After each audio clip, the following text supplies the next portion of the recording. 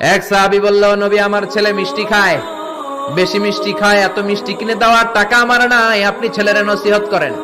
বিশ্বনবী বললেন, বাবু তুমি কি বেশি মিষ্টি খাও? ছেলেটি বলল, জি নবী খাই। বিশ্বনবী বললেন, যাও আগামী সপ্তাহে তোমার বাবাকে নিয়ে আবার আমার কাছে এসো। বিশ্বনবী পরের সপ্তাহে ছেলেরে বললেন, ও ছেলে মিষ্টি বেশি খেও না, এত বেশি মিষ্টি খাওয়ার টাকা দেওয়ার টাকা তোমার বাবার নাই, কম কম খাবা, তাহলে তোমার বাবার উপর ইহসান হবে। ছেলের বাবা বলল, নবী এই কথা তো গত সপ্তাহে বলতে পারতেন।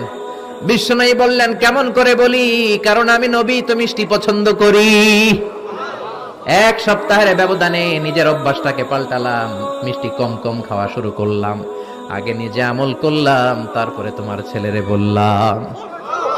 সুবহানাল্লাহ। বাড়িতে যে কি রহমতের নবী, কি বরকতের নবী, নিজে কিছু আমল না করে অন্যরে বলতেনই না। সুবহানাল্লাহ।